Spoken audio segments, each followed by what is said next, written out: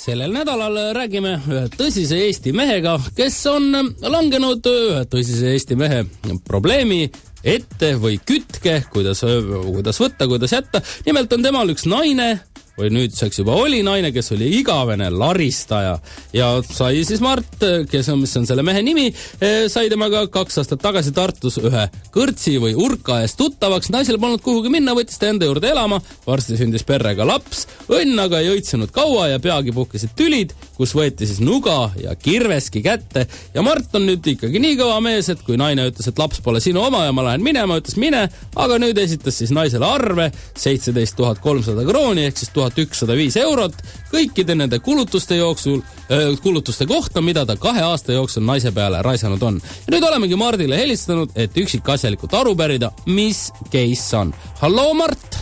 No tervist! Kas minu sissejuhatus oli õige? No täpselt niimoodi, rääkisin sama juttu ka Peeter Võsa saates juba ka ühe korra, kas te seda ei näinud? Nägin küll, sealt ma saingi siis inspiratsiooni teiega uuesti rääkida. Või võin öelda sina? Muidugi võib. No sina, Mart, mis kõrts see oli, kus sa oma naisega kokku said ja kas oli ka ilus naine? Ta oli kolme põrsa kõrts ja ega ta eriti ilus naine ei olnud, aga ma olin natukene võtnud ja siis pole häda midagi. Rääkis normaalset juttu ja ilus seelik oli ka selles. Hambad olid suus ikka? Ja paar tükki oli ja selles mõttes, et mummud olid seeliku peal ja mida sa hing veel tahad sellisel kevadisel ajal?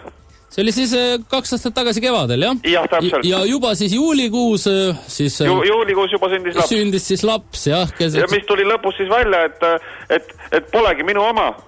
Ei olnudki siis teie laps? Ei, mina kõik saime kokku märtsis seal 3 põrsa kõrtsi ees, läksime siis aprillis, kolisime kokku ja juulis saime lapse. Tundub nagu selline täiesti tavaline muster Eesti perekonnast. Ja, mina ka kõik see südamevalu, mis ma nüüd üle pean elama, et ju tahtsin luua ilusa perekonna, kus kõik on ilusasti, panin ju muru maha, panin ventilatsiooni, panin kanalisatsiooni ja muud asjad, et oleks ilus perekonnaelu meil, kuid nüüd tuleb välja, et polegi minu laps ja nüüd ma olen täiesti maruvihane ja murdunud südamega. Naine on öelnud, et sulle ja sinu kohta, et sa oled närviline ja roppu suuga mees. No kes see siis närviline tänapäeval ei oleks, me kõik oleme natukene närvilised ja eks lipsab üle huulte ka vahest mingi kurat või raisk, tead, kui räägid juttu raisk. Ja oled vihane. Ja oled vihane.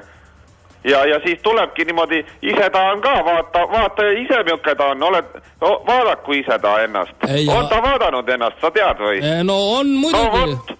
Ja selles mõttes, et ta ise on täitsa hull. Tema ütleb kurat raisk ja ütleb veel perse ka peale seda kõike muud ka ning ükskord tahtis mind noaga lüüa. Ma panin käe ette, mul kätt ette ei oleks pannud, siis ei oleks kätt ees olnud ja ma oleks pihta saanud. Nüüd sain vastu kätt ainult noaga. Ja ise oled sa, Mart, öelnud siis selle naise kohta, et naine on igavene laristaja. Räägi ära, mis juhtus ühe korra, kui sa andsid naisele 500 krooni?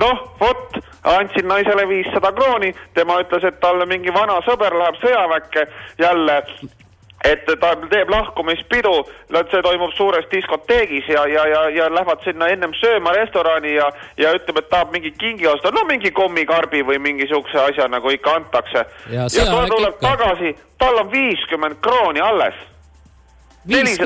Kuhu sa inimene selle raha paned? Ta ütleb, mis see sinu asi on, ära närvitse närvihaige.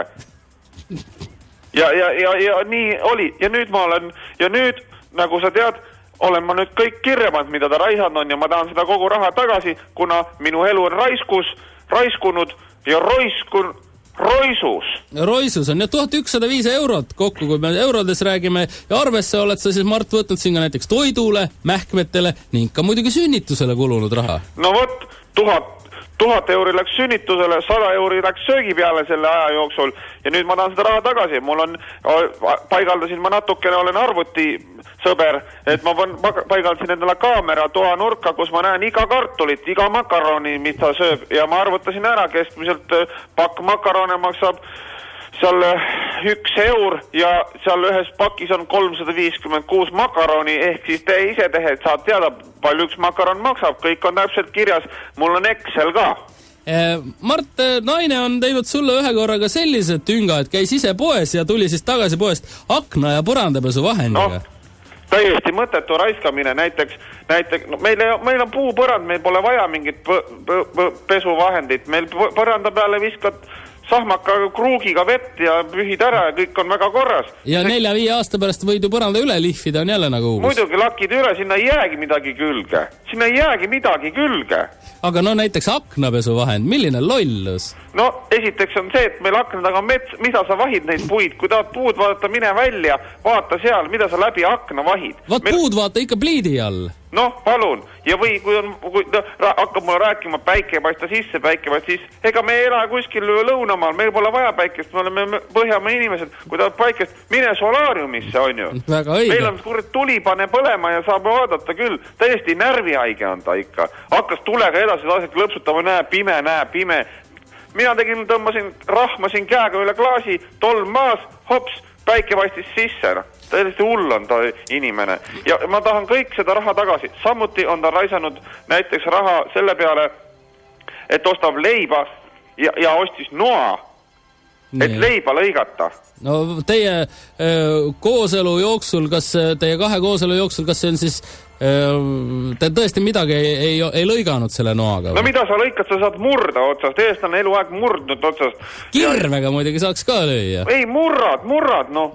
Ja mida hakkab noaga nüsima seal? Esiteks tead palju nuga maksab tänapäeval? No ma arvan... 5 sotti mees, saad aru? Saan. No vot, kus see on? Täielik laristaja. Nüüd ma tahan kõik seda raha tagasi. Selle sa muidugi liitsid sinna arvele, eks juurde? No ei, see, mis praegu on sünnitus- ja toiduainete, mul on eraldi veel asjade. Asjaarve on ka.